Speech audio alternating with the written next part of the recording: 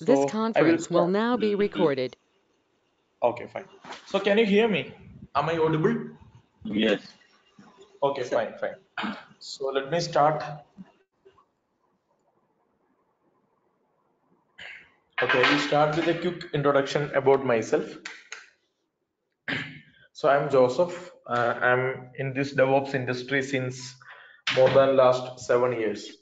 So I started my career as a DevOps engineer, sorry, Linux system administrator, and now I'm working as a DevOps engineer. And I'm in this training industry for more than 3 years. Yeah. So that is my career expertise. So I am being a DevOps engineer. I have very good hands-on experience on most of the DevOps tools like Chef, Puppet, Ansible, Kubernetes, Docker, Jenkins, Python scripting, and everything. So my expertise in real-time systems will definitely help you guys throughout this training. Our training will be more focused on real-time stuffs rather than focusing on theory. So we'll definitely focus on theory, but mostly we will be doing practical examples, practical labs, and everything. Okay, so that is a quick introduction about myself. So it will be great if you guys can have a quick introduction about yourself, like what is your experience? Do you have any kind of experience in this industry, or what you are really looking for? If you can give me a very brief idea on that, that will really help me to understand the kind of background you guys are from.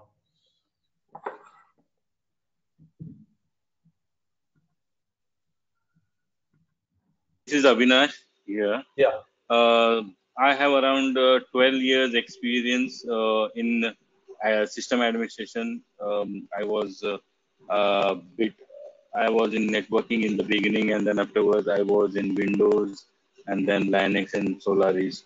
So my core expertise was Solaris, and then afterwards, since from 2 3 years, I am into Linux, Red Hat, CentOS, Gentoo, as a system admin, and that's it. And uh, Okay, that's good. So Rajesh. Yes, sir. go for the option. And my requirement was, but yeah, whatever package I see in your package, and then I can go ahead with that. Let's see how demo goes. Oh, okay, okay. Your voice is breaking. Yeah, fine.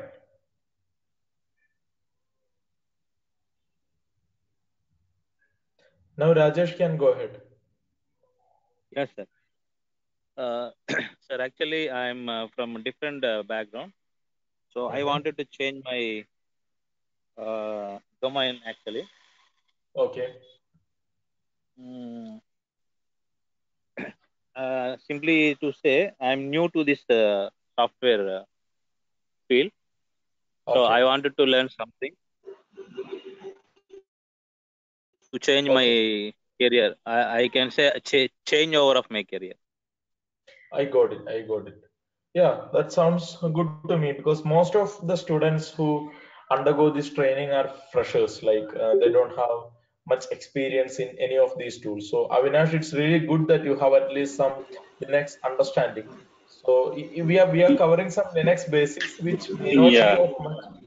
Yeah. So in this training, we are covering some Linux basics for 1 week, initial week, which may not be much of a help to you, but that won't make any difference. Like it's okay no, for you I to. will be a yeah, I will be a student which I want to start from everything because anyhow DevOps Yeah.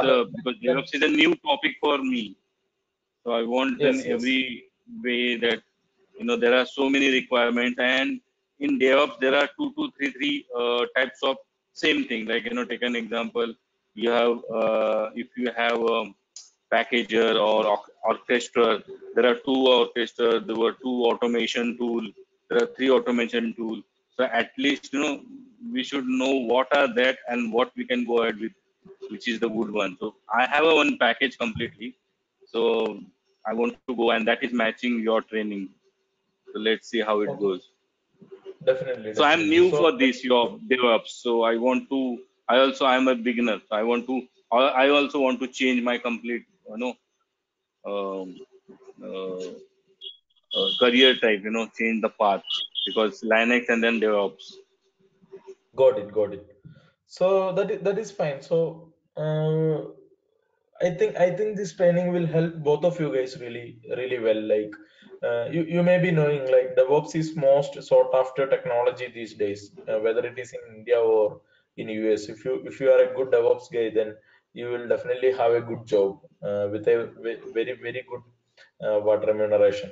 So it's really good to have a very thorough DevOps understanding.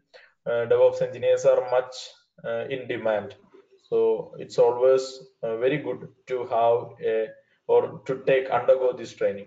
So let's see what all are the things or what all are the topics. First, let's see what is DevOps. Then we can see what all are the modules or topics that we are going to cover in this training. So let's try to have an understanding of that. So first, I think you guys are able to see my screen. If not, please let me Yes, sir. know. Yes, sir. Okay. Yes. So first is what is DevOps? So DevOps is the practice of operations and development engineers participating together in the entire service lifecycle from design through the development process to production support. So put it in very simple words, DevOps is a collaboration between developers and operations team. So previously, development team and operations team were very much isolated. So developers will just focus on developing or coding the application. And once they are done with coding the application, they will hand it over to the operations team. And from there, operations team will take it to the production. So it is the responsibility of operations people to create packages or create what we can say so convert the application code into proper packages so that they can be installed on production servers. It was the responsibility of operations team, and these two teams were completely isolated. But with the coming of DevOps, they are no longer isolated. They are very much working hand in hand. They are very much collaborating with each other. So yeah, that is very core of DevOps. It is a practice of both operations and development teams collaborating with each other, with each other. So basically, yeah.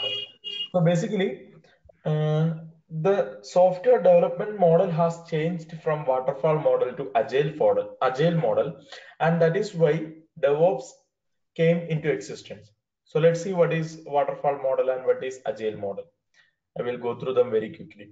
So initially, the software development model was something called waterfall model. So any idea on what is waterfall model? Maybe Avinash. No, sir. Okay, No.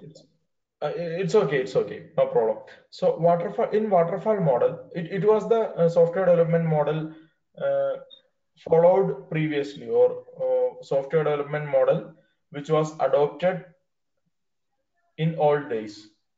Okay, so what we can say is in waterfall model, a customer will come to a company or a software development team and they will provide their entire requirements.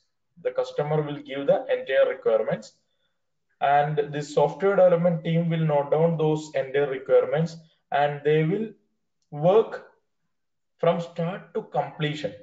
Okay, they will code the application to match all the requirements which customer has given. So which is a very much time consuming task. Like if the customer requirement is very high, then the software development will take more time. But that was how the waterfall model worked. Software will be developed from start to end. So it can take months or maybe years, so depending on the complexity of the application.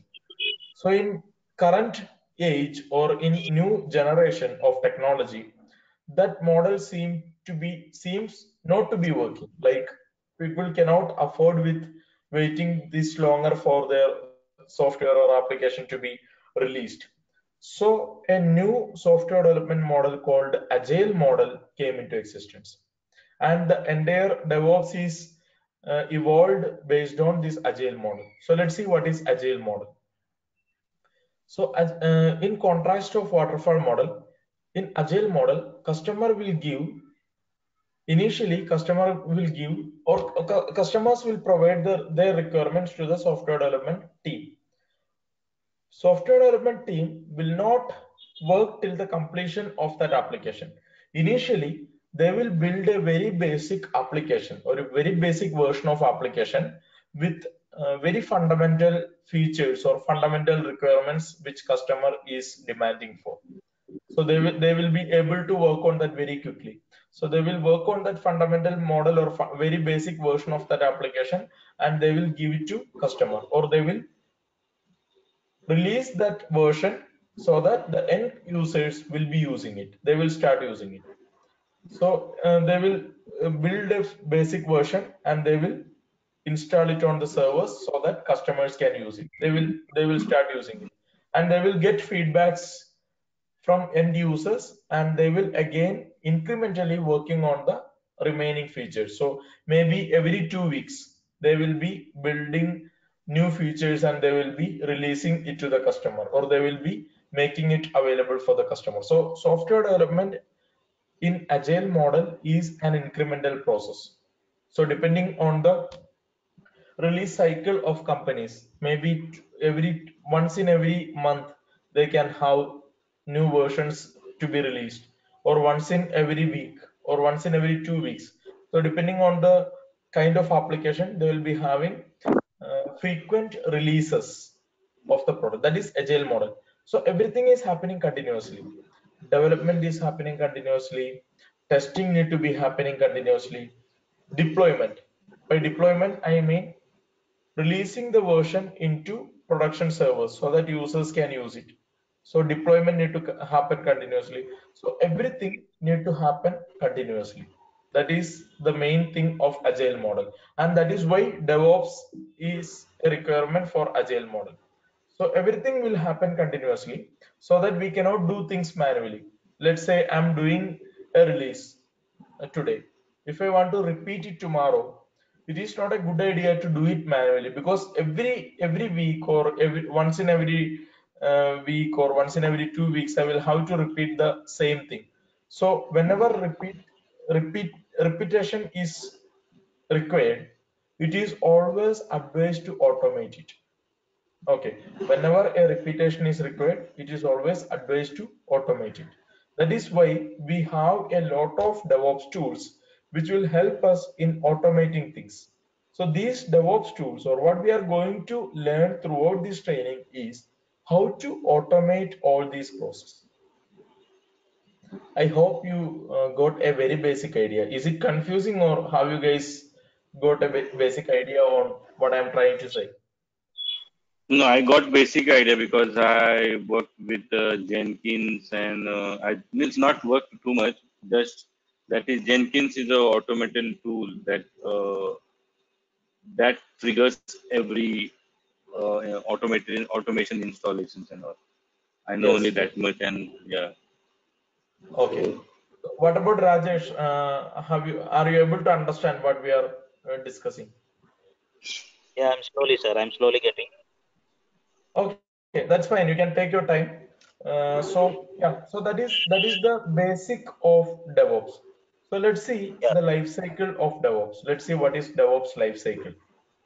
So in DevOps, we have different stages in DevOps life cycle. We have different stages in DevOps life cycle. So first stage is push code.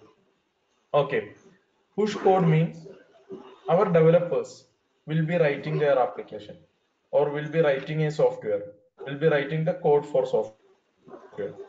So after writing the code, they need to store it in a central location.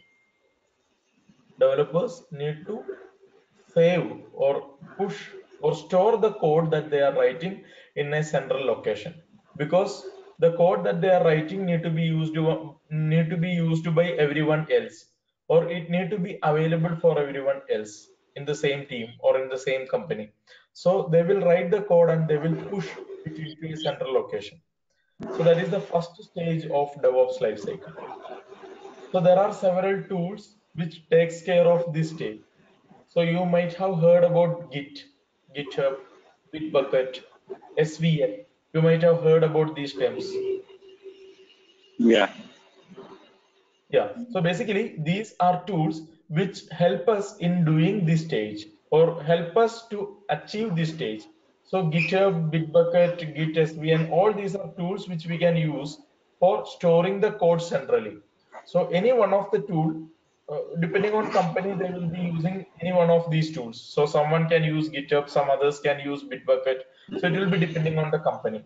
So they will be using any one of those tools and they will be using that tool for storing their code. That is the first stage. So once the code is there in the central repository, next thing that we need to do is we need to download or fetch that changes. Basically, DevOps team need to do that. So once a new code is there in the centralized repository, we need to download that change. We need to run unit tests. Unit tests are basic test cases that developers will be Sorry, you're writing. talking about fetch changes. See, yeah, fetch changes means downloading that So are changes. you want to fetch changes or you're still with push code? Fetch changes. I'm in the Okay. second step. Fetch changes. Okay. Okay. Okay. What can you start again because I got disconnected little bit. Yeah. Okay, fine. So once the code is there in the central repository, we will Yes. be Yes. downloading the changes. Hmm. Okay, we'll be downloading that, and then we will be running unit tests on that. So developers, when writing their application, So what is they'll fetch changes? Sorry. it is downloading the Ah. changes from central repository to our machine Ah. or the machine. Okay. Okay. Okay. Hmm. Okay, it can be on an intermediate machine. I think you will get clarity on that when I complete all these. Yes. Yes. So once we have downloaded, we will be running unit test. Unit test is nothing but developers while writing the code, they will be adding unit test code also along with their application code. So that is some tests which can be used for checking the basic functionality of a program. Okay, basic functionality of a program. So once the unit test is executed, or once we have run the unit test, and if the unit test get executed without any errors, okay, if it gets executed without any errors, we'll go to next step. I will explain what So is run next step. unit test is a test which is the codes we have to test it. Yes, we will be testing the code, basic Hmm. functionality of the code. So if it Ah. works fine, we'll go to next step. If it fails, Yes. we will go back to the developers and tell, yeah, this failed on the unit test, so please review it and please fix it. Hmm. Okay. Hmm. If it goes through, we will go to the next step, which is called build artifacts. Okay. Build artifact is nothing but it is the code that we are getting from central repository will be raw application code. Raw application code means developers, Hmm.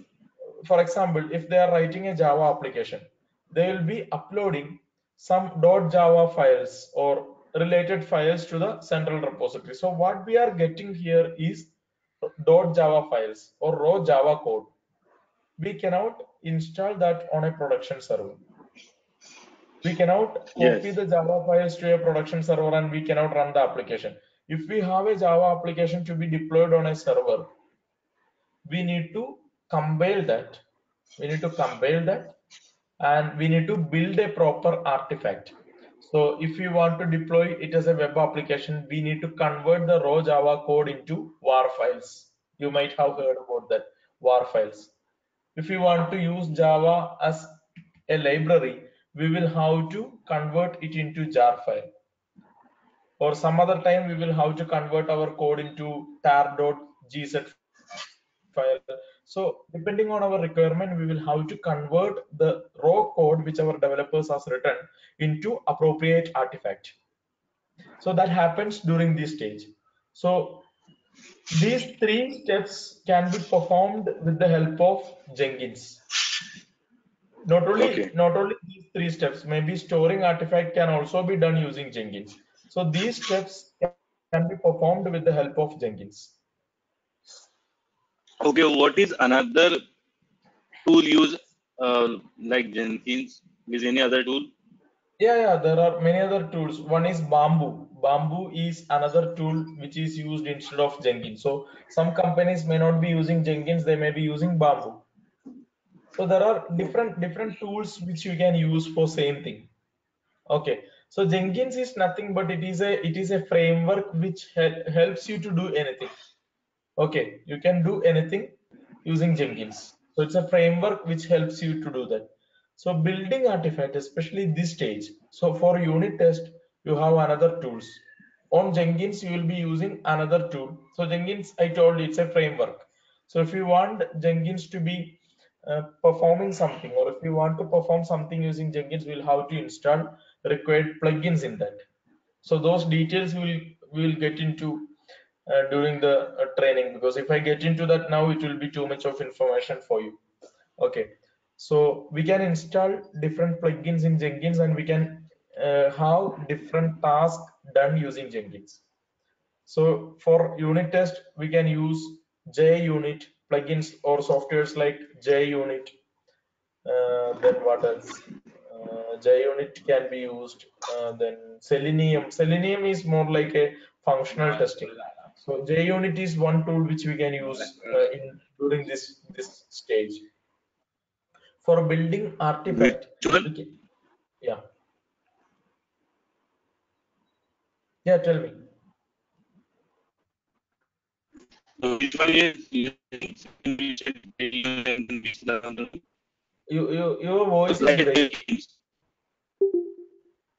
Your voice is breaking. Hello. Can you come again?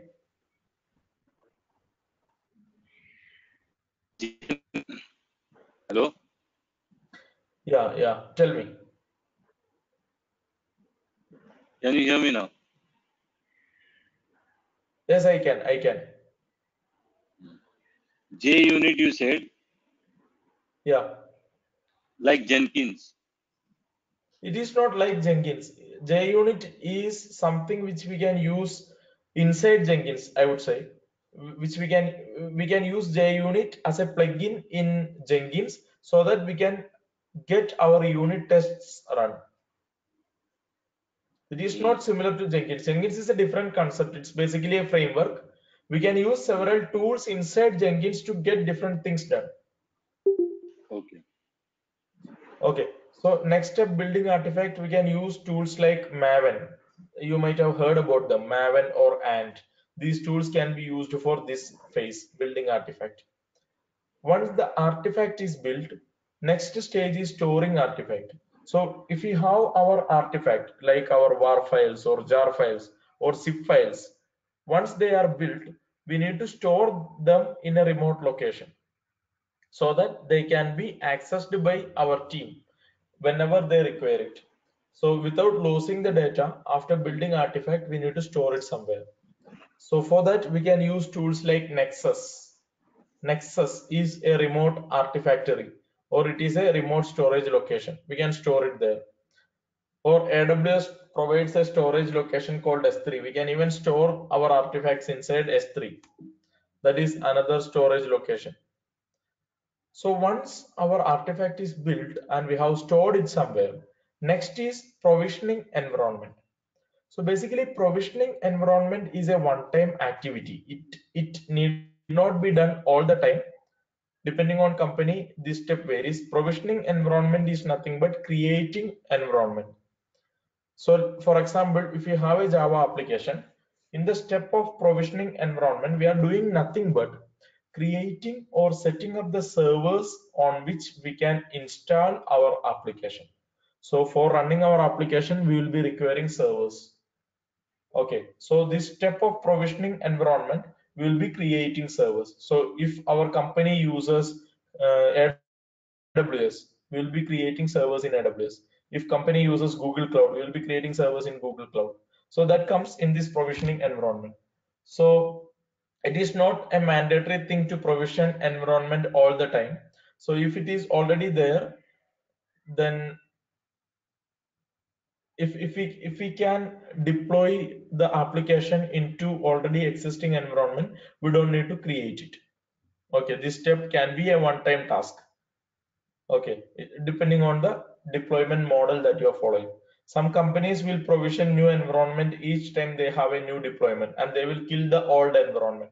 Some others will keep the old environment as it is and keep deploying the latest code in the same environment. So depending on that model of deployment, this stage can be either a one-time task or can be a repeated task. Once the provisioning of environment is done, next step is deploying your build. Deploying is nothing but installing your application or installing the software that you have built in above stages to this environment. Okay, so once that is done, so for these we can use these two steps. We can use configuration management tools like Chef, Ansible, Puppet, even Jenkins can be used for this. So all these can be used for getting these things done. So once we have deployed the latest application into our environment, we need to run a load testing and functional testing. So load testing is a performance test which we will do, or a stress test that we do to see if our environment is capable of handling these many requests. That is what we do in load test. Functional test is checking the functionality of application. So that is basically companies will be having a QA team. Companies will be having QA team. So during the functional test stage, QA team will be running their functional tests. So they have tools like Selenium. Different tools are there like Selenium. Selenium, Cucumber, all these can be used for these steps. So that is the life cycle. All these steps will be repeated among different environments. That means, so initially, we will not be doing these steps directly on a production environment. Production environment is nothing but the environment which is used by customers or end users. So we will not be doing things directly on production environment, which is an environment used by our end users.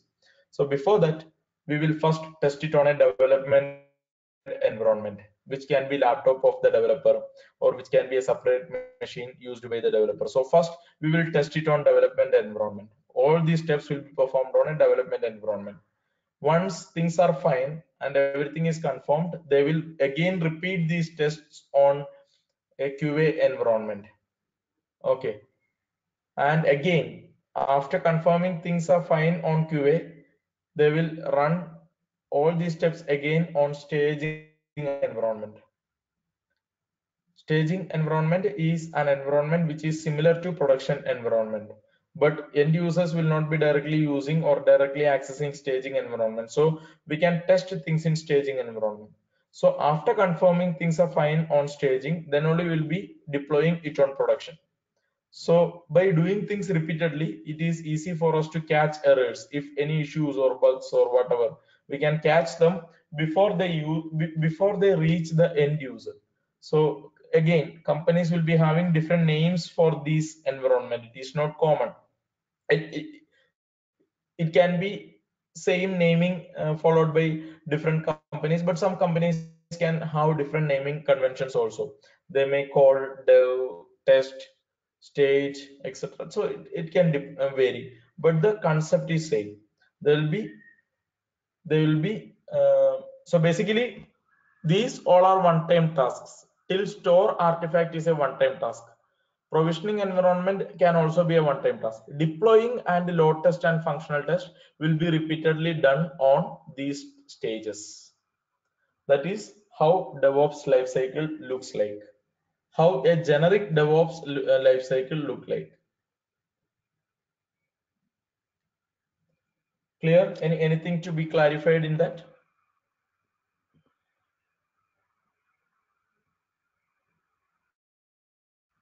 Yes. Just can you just as per this life cycle, can you just give the example of the tools which is used from start to end? Okay. So pushing code, we can use Git or SVN. We will be storing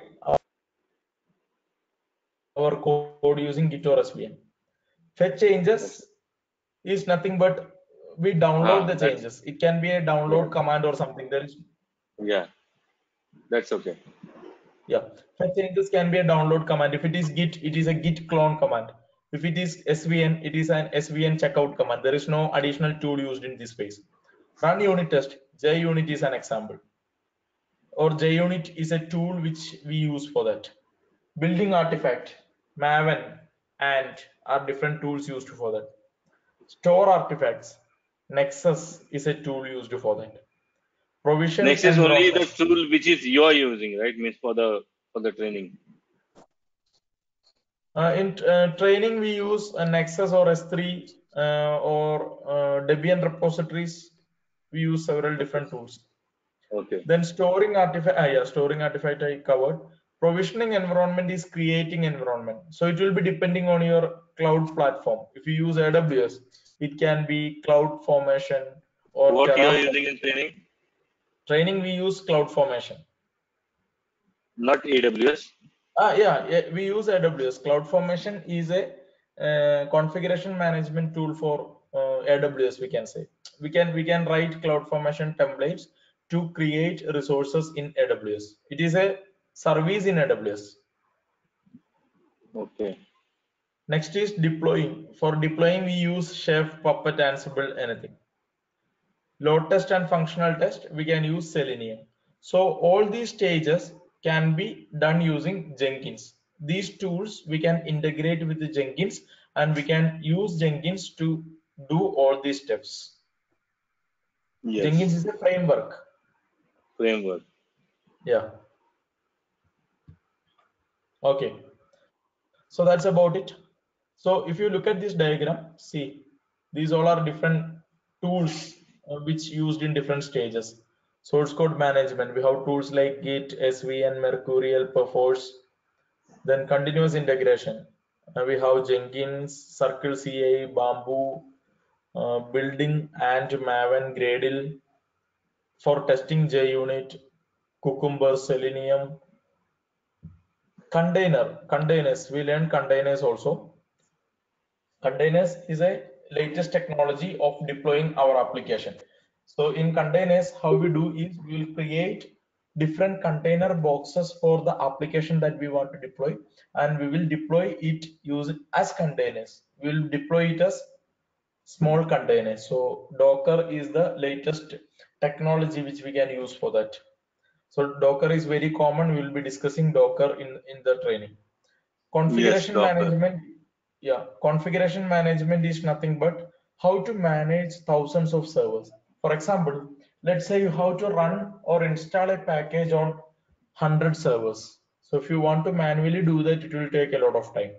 So instead of manually doing, we can use tools like Puppet, Chef, Ansible, SaltStack, etc.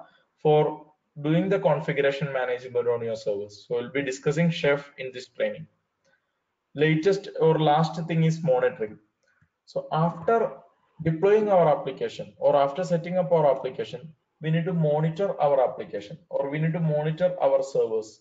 That means we need to see if anything is going wrong with our servers, if everything is fine with our servers, or if anything is going wrong with the servers, if any server is down due to some hardware issue or something of that sort. So all those things can be catched using or catched during monitoring phase. So we'll be discussing a monitoring tool called Nagios. We'll be discussing. So those are the DevOps tools which are available in market.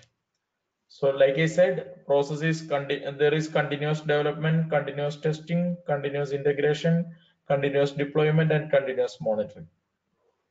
So now let's get Hmm. into different modules. What all are the different modules that we are going to discuss? Let's see. Any questions?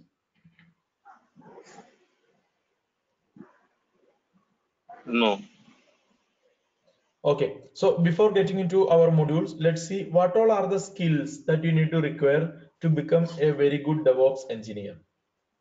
That is what we are going to discuss. What all are the skills that you require to become a very good DevOps engineer? So first and foremost thing is you need to know Linux server administration. So don't worry, even if you don't know Linux server administration, we will discuss that during our training. We will see them. We will start with Linux server administration. We will see the basics of Linux server administration. You need to understand Linux basics and basic services to become a DevOps engineer. That is the fundamentals of DevOps. Okay. And once you are good in Linux and scripting, you will also have to learn scripting. Python scripting, shell scripting are mandatory. So these two are basic fundamental requirements you need to have as a DevOps engineer. Once you have that, you need to have a good understanding of DevOps tools as well. So DevOps tools are there in different categories. So when it comes of setting up infrastructure, we have various cloud providers like AWS, Azure, Rackspace, Google Cloud, etc. So you need to know at least any one of these cloud providers very good. So we'll be focusing on AWS. Then source code repository. We have Git, SVN, etc. You need to know any one of them. So we'll be discussing Git during this training.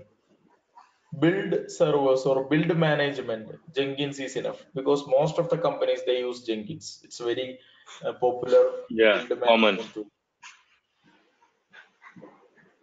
Then configuration management, there are several tools like Chef, Puppet, and Ansible, SaltStack, etc. So we'll be discussing Chef during this training. We are not And discussing Ansible.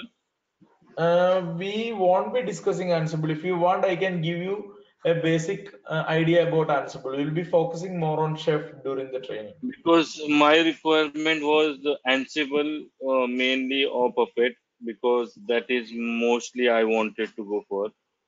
Jenkins is there, Docker you're giving, Kubernetes you're giving, right? Yeah, Kubernetes we are giving. Yeah. And then AWS and Azure, AWS, right? Okay, Ansible, I will try to give you overview. We will be covering mostly Chef during the training. Hmm. Okay. Infrastructure automation you're giving Chef. Yes, yes.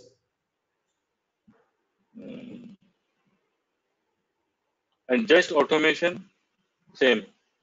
Puppet, sorry, for automation we have Python, shell scripting and everything. We'll discuss that. Okay. And containerization, we'll discuss Docker and Kubernetes. Mainly, we'll discuss Docker and Kubernetes. Those are the industry standards. Now, companies are moving towards Docker and Kubernetes. So, Docker, mainly Docker. yeah, so Yeah. we'll be discussing that during containerization stage. Next is monitoring. We'll be discussing Nagios as a monitoring tool. Okay. So next is our schedule. We are planning this course in 5 different schedules. Okay, or 5 different modules. We can say modules. So first module will be first thing that we discuss in the module one will be how to create your own servers. So let's say you have a laptop with 2 GB of RAM or some disk space and all. So how to create a virtual server in your laptop? That will be the first topic that we are going to cover because you will be requiring servers for practicing things. You may be having a Windows laptop, but we are going Yes, to yes. discuss Linux or we are going to learn Linux. So you need to create a Linux server inside your laptop. So we use a tool called Vagrant and we will start with creating servers inside your laptop. So Vagrant is a very easy tool. By using a single command, you can create a server, and if you don't want that server, you can destroy it using same or using another command. So basically, that is very handy tool. We'll start with discussing that.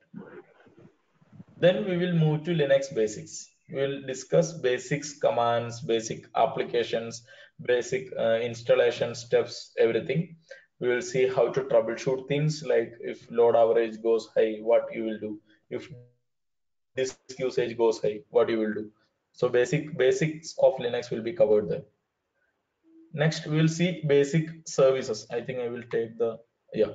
So basic services, that means we have several services, fundamental services in Linux like DNS, which deals with domain name system. So when you type google.com in your browser, what is happening behind the scenes? how my browser understands what is a server for google.com. So those things are handled by DNS service. So we'll learn DNS service. So we'll discuss how you can start your own website, like how you can purchase a website, how you can update the DNS entries, and how you can manage your website. We'll discuss that. Secondly, we'll discuss a service called Apache. Apache is a web server. So you can create websites using Apache. So we'll discuss how you can create your own website and host it on your server. We'll discuss that. Okay, we will discuss how to create a website, how to host it and stuff. So you will discuss, or we will get some practical from you. Yeah, these things are practical. There is no point in discussing. Don't confuse You there. said discuss, So that's why. okay, so we will see, or we will practice how to, because most of our sessions will be practical or practical session oriented. It will not be more theory. It will be more practical. We'll see how to do things. Okay, like do and understand, or practice and understand. That is what we follow during this training. And then we have another service called load balancer. So basically, if we have a very huge website which is used by thousands of users, we cannot host it in a single server. We won't be able to host it in a single server. We will have to use multiple servers for hosting a website which is accessed by thousands of users. So it is done using a concept called load balancers. That is how websites like Google, Facebook, Twitter, everything works. So if you have more customers, you will be having a load balancer which receives all connections, and load balancer will distribute the connection among backend servers. So you will be having hundreds or tens of identical servers under the load balancer, and load balancer will distribute the connection. So that is one of our practical project that we do. We will create a cluster of website using load balancer. See, a practical session on creating high availability cluster. So that is a project. So all other topics will be practical oriented, but this one will be a kind of project that we are doing.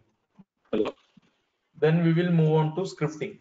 There we will discuss, means we will practice shell scripting, Python scripting.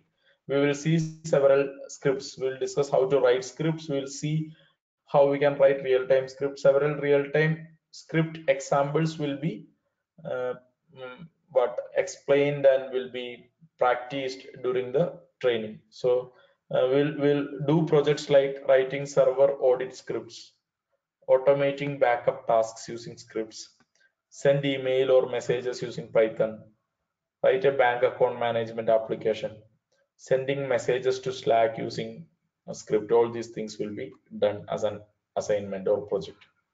Third, we will go to databases. We will see both MySQL and MongoDB databases. We will see how to create a database, how to add users, how to run basic queries, how to take backup, how to do replication. All these things will be done. Next is cloud computing. So, in cloud computing, we'll be focusing on AWS. Most of the services which are mandatory for DevOps engineers will be covered. So services like VPC, EC2, EBS, S3, ELB, Route 53, RDS, CloudWatch, CloudFormation, Lambda, etc. will be covered. I'm not going into details of these services because we are already going out of running out of time for this demo. So these all are fundamental services which a DevOps engineer must know in AWS. We'll be discussing that. So advantage of learning AWS is, if you learn AWS or if you know AWS, it will be really easy for you to understand other clouds. Okay, like Google Cloud and everything, it will be really easy for you to understand. So we will be focusing on AWS. We'll spend enough time for practicing AWS and understanding AWS. It will be a really good kind of experience. Then version controlling. We'll discuss, or we'll see what is Git. Several, we can go through the syllabus which I have already shared. Most of the required or essential things that you need to learn in Git will be covered. After Git, we will start Chef or configuration management tool. We'll be covering it in detail. If you guys want, I can also cover Ansible. I can give you basic idea on what is Ansible, how to learn it, how to use it. So those basics will be also covered. Next is build management. I told you how to convert an application or raw Java code into proper artifact. We'll see that, or we'll see how to do that using Maven.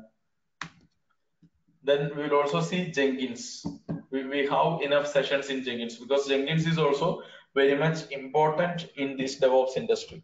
So we'll discuss Jenkins as well.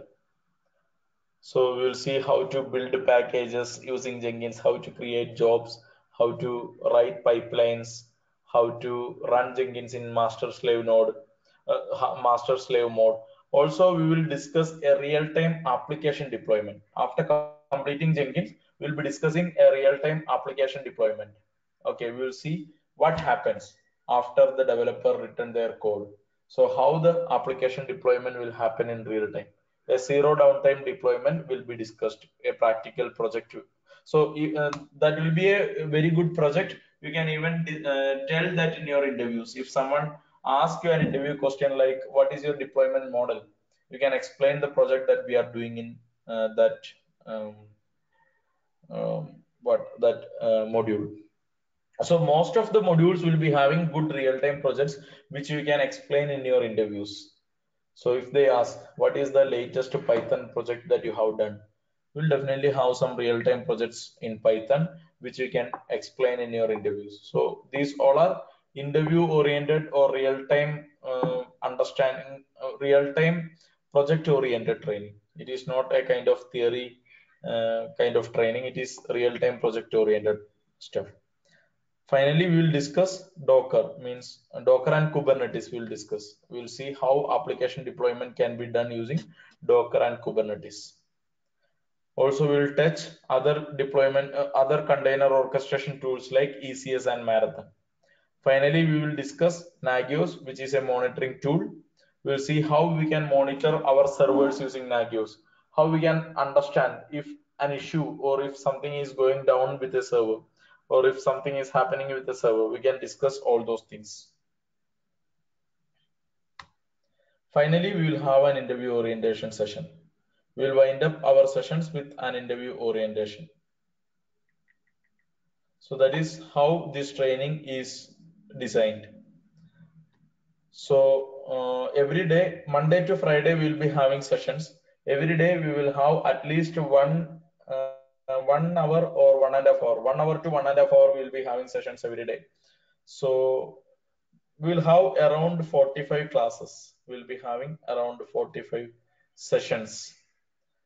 So that is the kind of or schedule of our training. So if you know, if In you 45 have sessions, we can finish off. yes, definitely. 45 means how many? So it will 45 be, sessions you said. pardon? Yeah.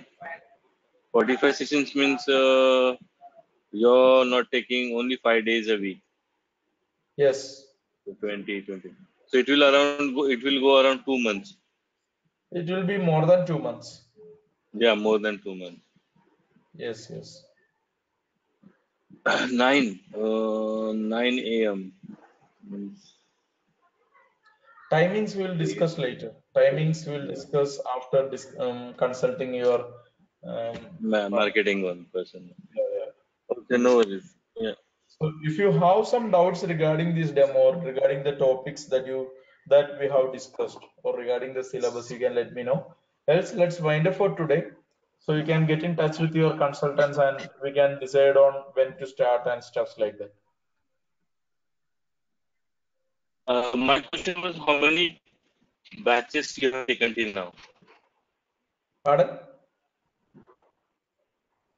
How many batches, how many classes, how many people you have trained till now? I have, How many classes you have I'm not taken till now? sure. Yeah, I'm not sure about Experience the, of your training on DevOps. I'm not sure about the number of batches I have taken. Which is your consultant? Is it Santosh? I know it because I think you can get in touch with your consultant. They will give you, because I started training just before 3 years or 3.5 years, so I might have covered close to some. I just wanted to know when you started DevOps training and how many. I'm not talking the number of count you say. Just wanted to know how much experience you have while training the people on Yeah. DevOps. I have more than 3 years of experience in this training, because I started training before 3 years. Now that's okay. On I'm DevOps. doing I'm doing back-to-back batches in this training. So if you require any kind of feedback or anything, you can get it from the consultant, because after my batches, I will be getting feedback from my students and I will share it with the consultant. So I think they will be having some feedbacks about me. So if you want, you can get it from the Okay. consultant. You can be sure that this training will be definitely of help to you if you are looking to become a DevOps engineer. Okay. My So concern is only about Ansible. My concern is only about Ansible, and what happened is last time because of trainer, we had a problem because we had some training and the trainer was was not fully fledged trained for the product, and because of that, there were two or three people were there together. One left in between. Two means three attendants. Means three students were there. One left in between, and two were there. That's why we are. I'm worried about that. Yeah, the person should know at least 2 3 years experience on training on DevOps. Mhm. Oh, that you can trust. That you can trust. Even I think you are from Mindbox training or something. So Santosh is your Yeah, yeah, yeah. consultant. If Santosh is consultant, you can just check with him what kind of training I am Yes, doing, yes, how many years of yes, yes. experience. Because I think Santosh started giving me batches since last 2 years. I was in this industry since 3 years.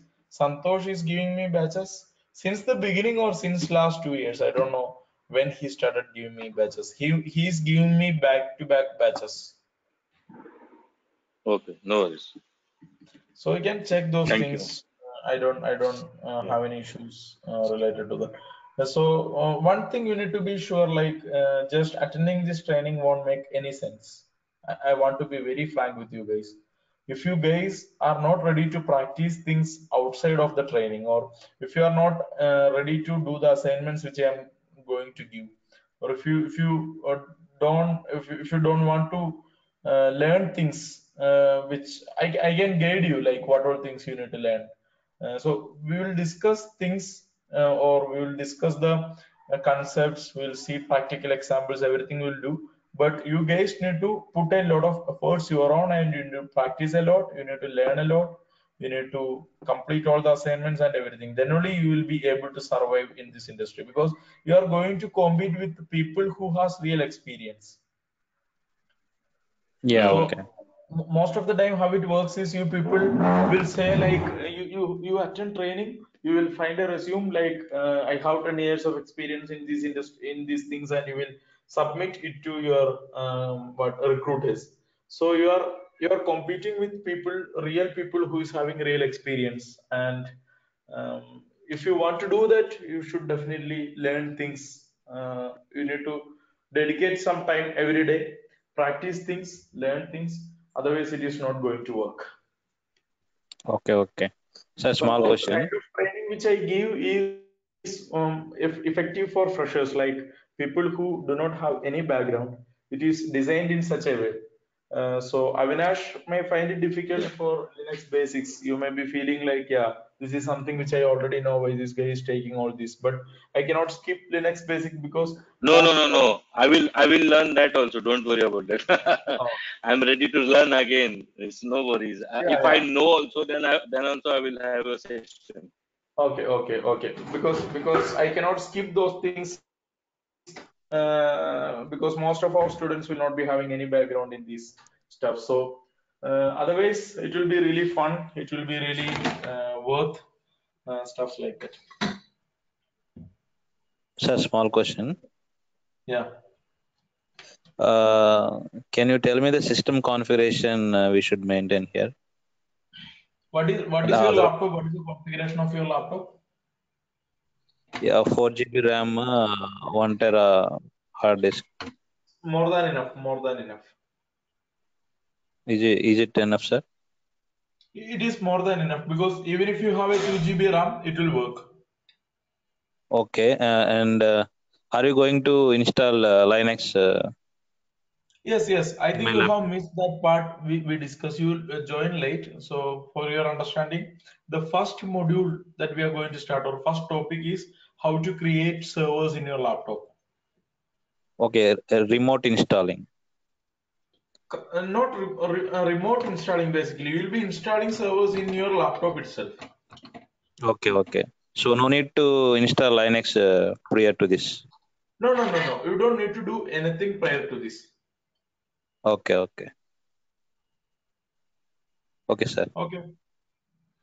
Yeah, Thank you. so if you came late, you can get the recording from your consultant. You can go through the recording. You can get back to your consultant, or you can get in touch with me in case you have some doubts. Sir, can I get the same recording? You can get it from your consultant or your marketing team. I will share with them. Yeah. Okay, sir. Same recording, same recording. Yeah, okay. Maybe by tomorrow it will be available. Yeah, okay. Sir. Okay, guys. So if you have any doubts, reach out to your consultant or reach out to me through them. Okay. So we'll discuss regarding or we'll finalize things after getting feedback from them or feedback from you guys and all. Yes. Yeah. Okay, sir. Okay. Okay, bye Okay. guys. Thank you very much. Thank you. Thank you, sir. Okay, thank you.